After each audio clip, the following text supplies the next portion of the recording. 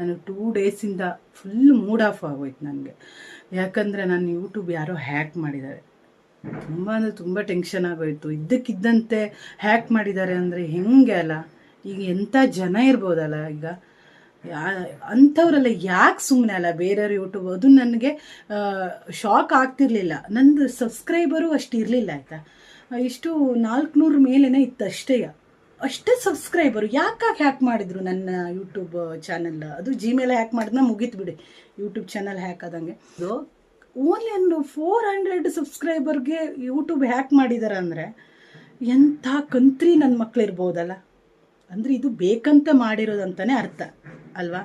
ಯಾರೋ ಟಾರ್ಗೆಟ್ ಮಾಡಿ ನಾನು ಮಾಡಬೇಕಂತಲೇ ಯೂಟ್ಯೂಬ್ ಹ್ಯಾಕ್ ಮಾಡಿದ್ದಾರೆ, ಜಿಮೇಲ್ನ ಹ್ಯಾಕ್ ಮಾಡಿ. ಅಷ್ಟೊಂದು ಮೊಬೈಲ್ ಕಡೆ ಗಮನ ಕೊಡಲಿಲ್ಲ. ಅಂದರೆ ಜಿಮೇಲ್ ಆಗಿರ್ಬೋದು ಯಾವುದು ಚೆಕ್ ಮಾಡ್ತಾ ಇರಲಿಲ್ಲ. ನಂಗೆ ಸಡನ್ಲಿ ಒಂದು 2 ಡೇಸ್ ಹಿಂದೆ ಗೊತ್ತಾಯಿತು ಹ್ಯಾಕ್ ಆಗಿದೆ ಅಂತ. ನೋಡಿ, ಎಷ್ಟೋ ಲಕ್ಷ ಸಬ್ಸ್ಕ್ರೈಬರ್ ಇದ್ದು ಎಷ್ಟೋ ವರ್ಷದಿಂದ ತುಂಬ ಕಷ್ಟಪಟ್ಟು ಯೂಟ್ಯೂಬ್ ಮಾಡ್ತಿದ್ದವರಿಗೆಲ್ಲ ಹೀಗೆಲ್ಲ ಆಗಿಬಿಟ್ರೆ ಇಷ್ಟು ಪ್ರಾಬ್ಲಮ್ ಆಗುತ್ತೆ ಅಲ್ಲ. ಅದು ನೋಡಿ, ನಂದು ಏನೂ ಇಲ್ಲ, ಒಂದು 400 ಸಬ್ಸ್ಕ್ರೈಬರ್ಗೆ ಇವರು ಈ ಥರ ಹ್ಯಾಕ್ ಮಾಡಿದ್ದಾರೆ ಅಂದರೆ ಇದು ಬೇಕಂತಲೇ ಮಾಡಿರೋದಲ್ಲ, ಗ್ಯಾರಂಟಿ ಬೇಕಂತಲೇ ಮಾಡಿರೋದು. ನನಗನ್ಸುತ್ತೆ ನನ್ನ ಟಾರ್ಗೆಟ್ ಮಾಡೇ ಇದು ಮಾಡಿರೋದು ಅಂತ ಅನಿಸುತ್ತೆ. ಮೋಸ್ಟ್ಲಿ ಹೊರಗಡೆ ಅವ್ರು ಸುಳ್ಳು ಅನಿಸುತ್ತೆ, ನಮ್ಮ ಒಂದು ಹಿತಶತ್ರುಗಳಂತಲೇ ಹೇಳ್ಬೋದು.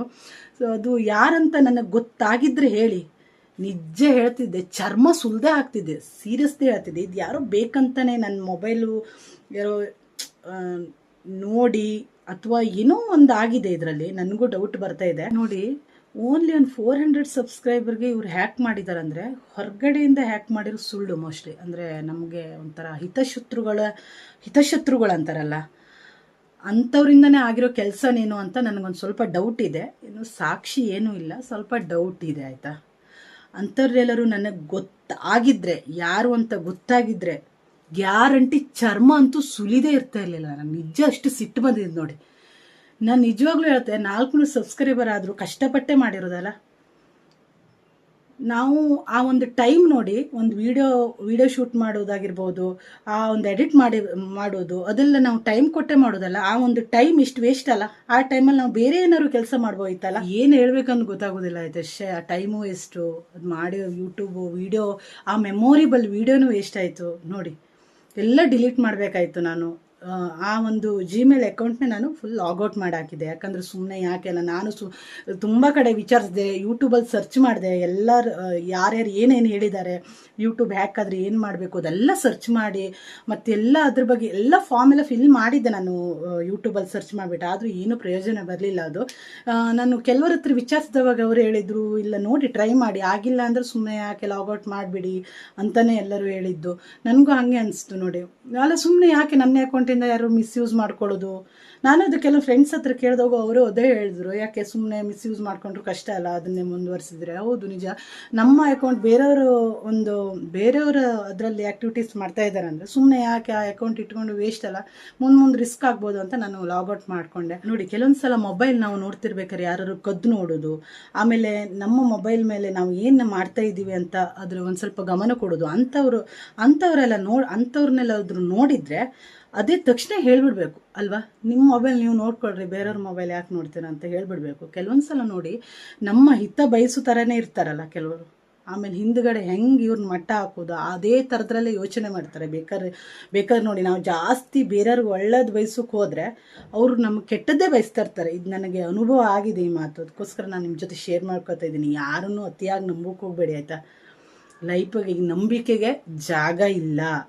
ಯಾರು ಎಷ್ಟೇ ಎದುರುಗಡೆ ನಾಟಕ ಆಗಿ ಮಾತಾಡಲಿ, ಏನೇ ನಾಟಕ ಮಾಡಿ ಹಾಗೆ ಹಿಂಗೆ ಅಂತ ಹೇಳಿ, ನನ್ನ ಮಕ್ಕಳನ್ನ ನಂಬೋಕೆ ಸಾಧ್ಯನೇ ಇಲ್ಲ ಇವಾಗಿನ ಮಕ್ಕಳನ್ನ. ಈಗ ಬಲಗೈ ಎಡಗೈ ನಂಬೋಕೆ ಸಾಧ್ಯ ಇಲ್ಲ, ಎಡಗೈ ಬಲಗೈ ನಂಬೋಕೆ ಸಾಧ್ಯ ಇಲ್ಲ. ಇದು ಮಾತ್ರ ನೆನ್ಪಿಟ್ಕೊಳ್ಳಿ ಆಯಿತಾ. ಸೊ ಅದಕ್ಕೆ ನನಗೆ ಇವಾಗೆಲ್ಲ ನಾನು ಕಲ್ತ್ಕೊಂಡೆ. ನಾನು ಯೂಟ್ಯೂಬಲ್ಲಿ first pin to pin setting correct ಮಾಡಿಟ್ಟಿದ್ದೆ. ಯೂಟ್ಯೂಬ್ ಚಾನೆಲ್ ನಾನು ಯಾವಾಗ ಕ್ರಿಯೇಟ್ ಮಾಡಿದೆ, ಟೂ ಸ್ಟೆಪ್ ವೆರಿಫಿಕೇಷನ್ ಆಗಿರ್ಬೋದು, ಪ್ರತಿಯೊಂದು ಕರೆಕ್ಟ್ ಸೆಟ್ಟಿಂಗ್ ಇರೋದು ಆಟೋಮೆಟಿಕ್ಲಿ ಹ್ಯಾಕ್ ಆಗುತ್ತೆ ಅಂದರೆ ಇದು ಯಾರ ಕೆಲಸ ಇರ್ಬೋದು ಅಲ್ವಾ. ಓನ್ಲಿ 400 ಸಬ್ಸ್ಕ್ರೈಬರ್ ಯಾರು ನನ್ನನ್ನು ಟಾರ್ಗೆಟ್ ಮಾಡ್ತಾರಪ್ಪ? ಹೊರಗಡೆಯಿಂದ ಸುಳ್ಳು, ನನ್ನ ಪ್ರಕಾರ ನಿಜವಾಗ್ಲೂ ಹೊರಗಡೆ ವ್ಯಕ್ತಿಯಿಂದ ಆಗಿರೋದಂತೂ ಸುಳ್ಳು ಇದು.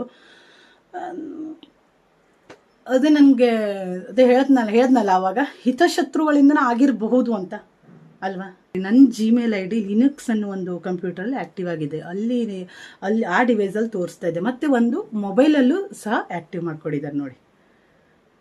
ಅದನ್ನ ಎಷ್ಟು ಲಾಗೌಟ್ ಮಾಡಿದ್ರು ನಾನು ಪದೇ ಪದೇ ಲಾಗೌಟ್ ಮಾಡ್ತಾ ಇದ್ದೀನಿ, ರೀಕ್ರಿಯೇಟ್ ಮಾಡ್ತಾ ಇದ್ದಾರೆ ನೋಡಿ.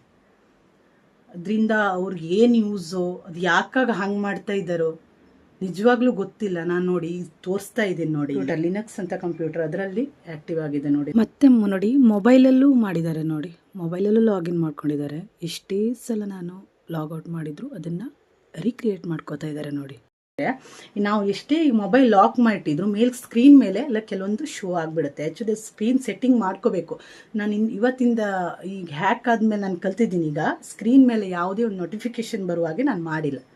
ಇದೇ ನೋಡಿ ಓಲ್ಡ್ ಅಕೌಂಟು, ಇದನ್ನೇ ಹ್ಯಾಕ್ ಮಾಡಿರೋದು. ಇದನ್ನು ನಾನು ಲಾಗೌಟ್ ಮಾಡಿ ಹಾಕಿದೆ. ಈ ಹಳೆ ಅಕೌಂಟಲ್ಲಿರೋ ಸಬ್ಸ್ಕ್ರೈಬರ್ಸ್ ಪ್ಲೀಸ್ ನನ್ನ ಹೊಸ ಅಕೌಂಟ್ಗೆ ಸಬ್ಸ್ಕ್ರೈಬ್ ಮಾಡ್ಕೊಳ್ಳಿ, ಪ್ಲೀಸ್ ಸಪೋರ್ಟ್ ಮಾಡಿ ಆಯ್ತು.